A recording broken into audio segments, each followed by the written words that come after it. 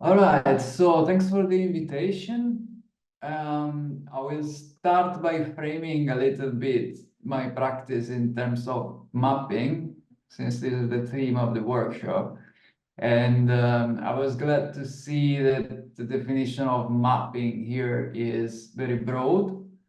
I find that quite useful.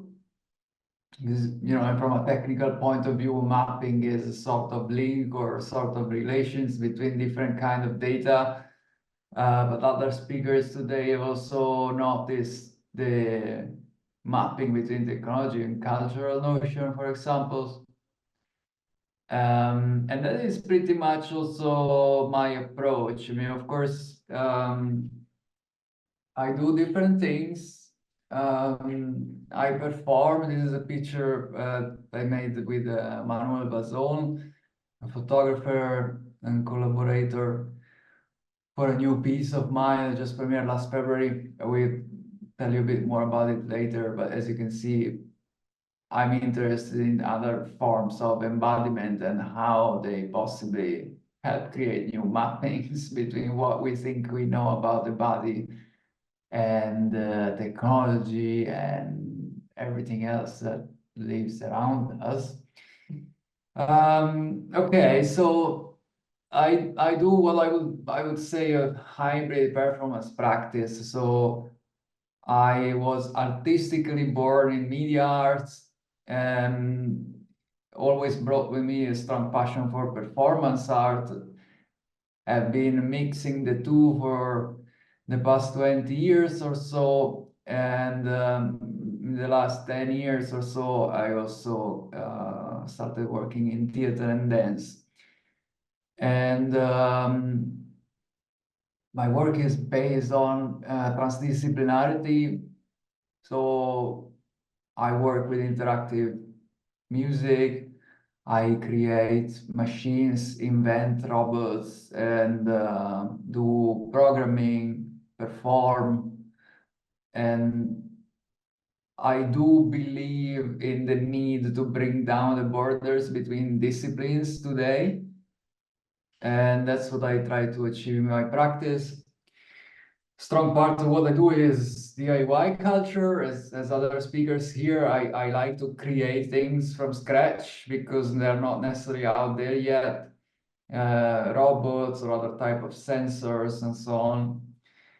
And therefore end up always working between art, science, and technology, always often in cooperation with scientific laboratories around the world. And then I'm also a theorist, and part of my practice is also writing. It's very integral to what I do in the artworks. And I'm part of different research communities between feminist theory and critical disability studies and performance studies, of course. So I had planned to remove this slide, but then after the last presentation, I thought maybe I would leave a thought about that too. I don't use generative model. In general, I don't use technology off the shelf. I try to make everything I can from scratch. And if I'm not able to, try to work with other collaborators like the other speakers here. I am interested in generative models, though, quite a lot. So I just finished writing this article that was published some months ago, Against the Norm, that really tackles the generative models as a method of creating pastiche from human culture artifacts. Now, I will not get into this in this talk, but I just wanted to point out I work a lot with technology. Everything I do is related to technology, but I do think that we need to be very careful in what we understand as technology, and also what are the implications of certain pieces of technologies or not. The way I see it, been working now for more than 10 years with AI and robotics and AI in robotics. And I think what we have now with large language models and so on are really technologies that work just with symbols and very compressed type of information, as Lazarus said before. But I will go beyond that. The fact that this technology works in this way brings forward a completely uncanny detachment from actual human experience. So in this sense, that's why I'm more interested in things like learning to be affected, which means just to focus, open up a bit the empathy sensory receptors that we all have, and try to learn what other things around us do to us, how they can affect us, how they do every day. And here I'm talking about other living things, but also about technologies, both in different ways, of course.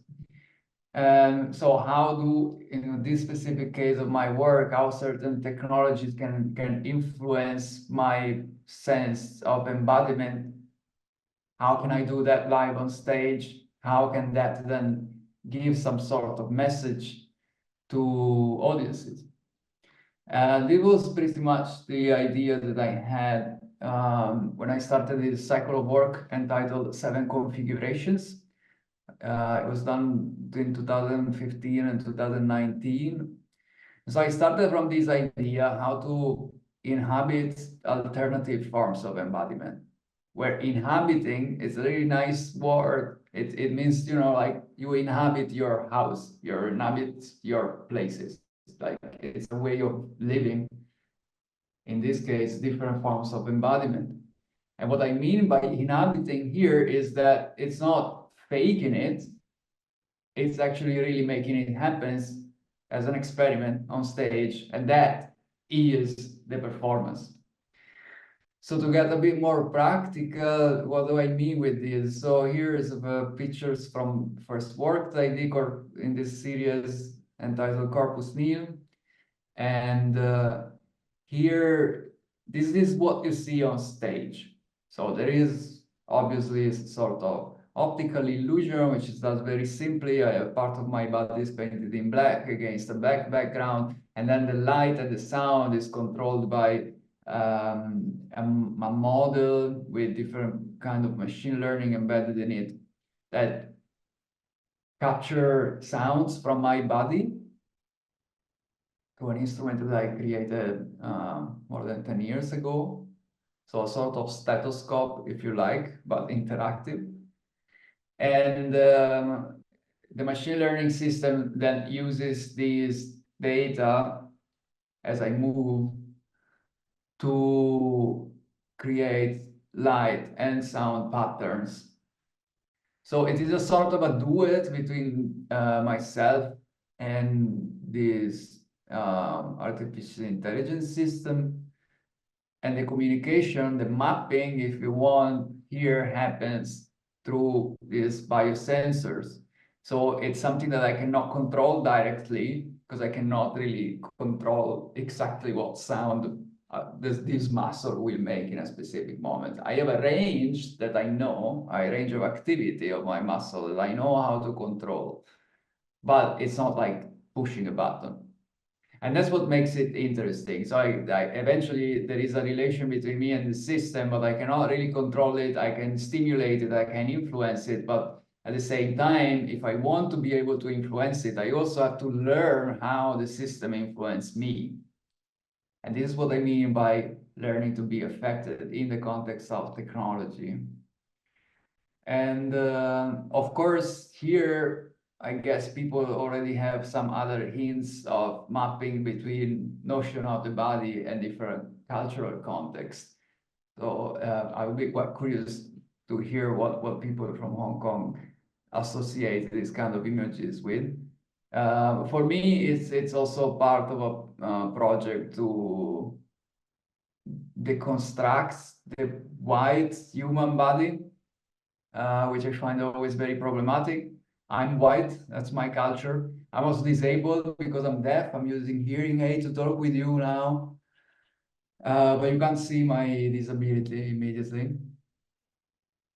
So another kind of mapping that I'm interested in is how experimentation with body and technology can help me deconstruct the notion of the white body as the kind of universal body, because that's what white culture tries to do all the time. In this sense, I also started working on different ideas of objections in art and technology. That's something that is quite uncommon, because normally when we think about technology, we think only about shiny things. And as the other speaker said before, if things are not shiny enough, they don't really sell well. That's true. Here, so I started thinking about these ideas and okay, what it means in our culture, my culture, white Western culture. How do we do here with ideas of rituals, of body modification? What do they mean in an era like ours, where people keep claiming that artificial intelligence is becoming intelligence like human, and blah, blah, blah. So I created this robot that is basically a robotic limb that is shaped pretty much as parts of my arms. It has a knife it has a knife here, and it cuts its own skin continuously in a loop. This is a provocative reference to rituals of skin cutting that are still practiced today in several parts of the world. What's interesting is that while these rituals are indigenous population, are still very important, meaning of transferring knowledge and principle of one culture. In Western culture, cutting yourself now has become medicalized as a sort of psychological condition and another form of disability and so on. And there is a lot to unpack there. I will not go there, but this is more or less the starting point here. And again, here we see many different layers of mapping and relation between technology, skin and flesh, ritual operation, people making videos on Instagram of this thing cutting itself and sharing it. It's like it's a cool thing. You know, it's all fantastically enmeshed with one another. Then continuing this kind of research, I did also a couple of performances with other robots that I created myself. And here we see some images from Eingeweide, which is a performance was co-directed with Margherita Pevere, who is a bioartist. And here I kept exploring different ways of deconstructing the body, but also try to offering different ideas about technology, not as necessarily something that make the body stronger, more efficient, and more productive, but rather something that can also undermine or take away things from the body. For example, here, both Margherita and I have these facial prostheses that block our gaze. And we don't see much on stage, and that's part of the piece. How do we perform in that condition? Margherita has a facial mask made of bacteria, made by bacteria cultures. So it's a biofield. And I have this mask on my face, which is another robotic limb attached to this sort of helmet. And here also the prosthesis, similarly to the previous one, generate movements by itself by exploring my body, because it is on my body and its own surrounding. So what's interesting about all this project is that I could collaborate with neurorobotics laboratory in Berlin, and because they use this robotic technology to develop android machines, and they try to study how to develop intelligence.